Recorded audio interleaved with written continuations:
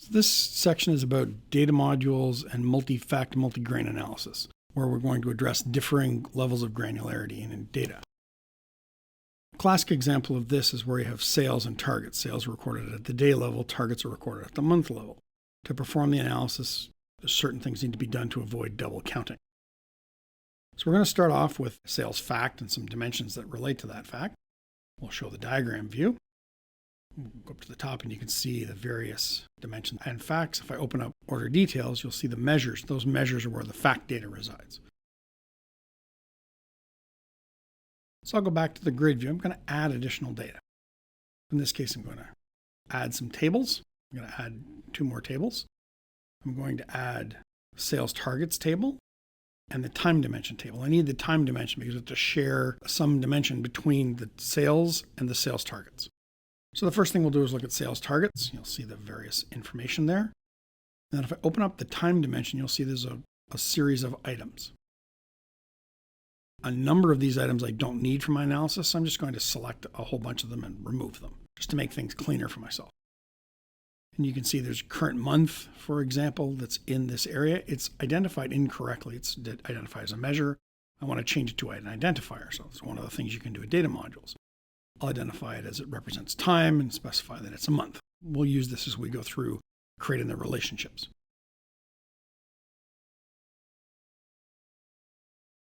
We'll save this data module. We'll give it a name. We'll give it a different name, product sales and targets.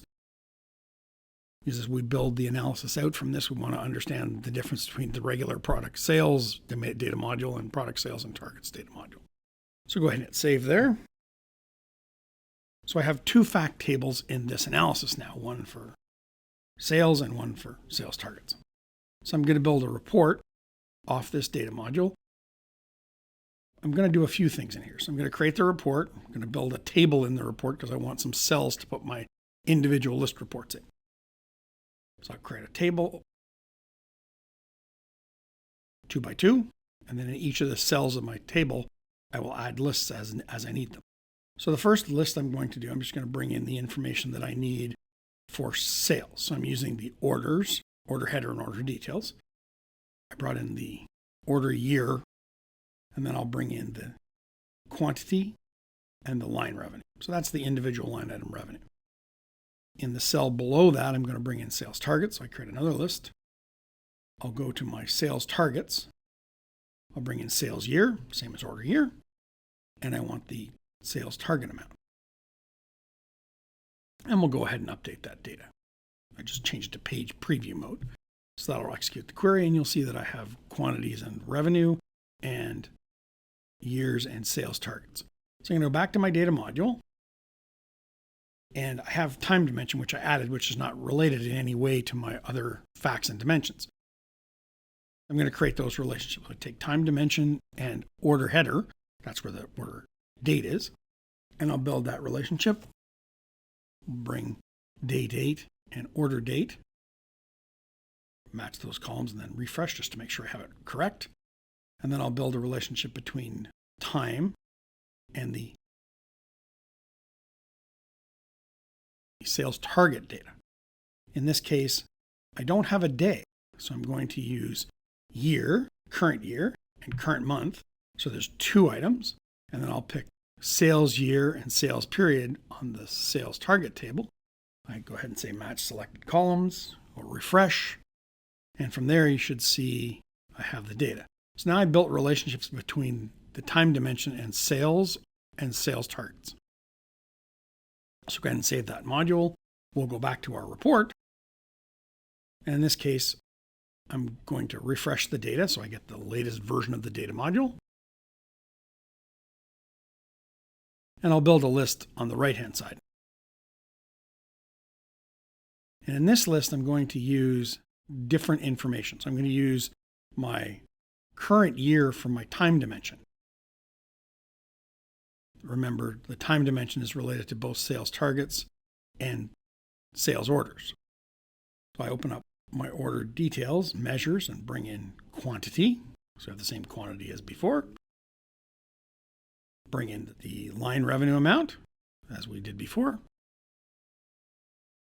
And because I'm in preview mode, it's executing the query every time I drop an item. And now I'll open up sales targets and I'll bring in the sales targets. In this case, you'll see that the sales targets are different than what they were in the direct fact query. So now I'm going to go back to my data module and make a change. I have a problem where I'm double counting because information in the sales targets is at the month level, not the day level. So it's counting basically 30 times the targets. I'm going to create a copy of the table. So I'm just going to create a copy of the time dimension table. The reason I'm doing this is so I can show you the difference between using the time dimension and then I'll build a time dimension with column dependencies. And that's how you address these double counting issues. So as I go in, just give it a name called time dimension with column dependency. Go ahead and say finish. So the time dimension with column dependencies is in the middle there. It's a little hard to see. So I'll drag it out to the side. And now I build those exact same relationships. This time between time dimension with column dependencies and the sales and sales target. So we'll do orders first. So we'll use the order header table. Again, we'll join on day. Check that I've got that right. Yep, that's right. And now I'll build the relationship between time dimension with column dependencies and sales targets. In this case, as I did before, I need to create the relationship between year and period between these two tables. I click on current year and then current month, and you'll see the 1 and 2 up here. And then sales year, sales period. Match selected, so make sure we have it right. That looks correct. So I'll save this data module again.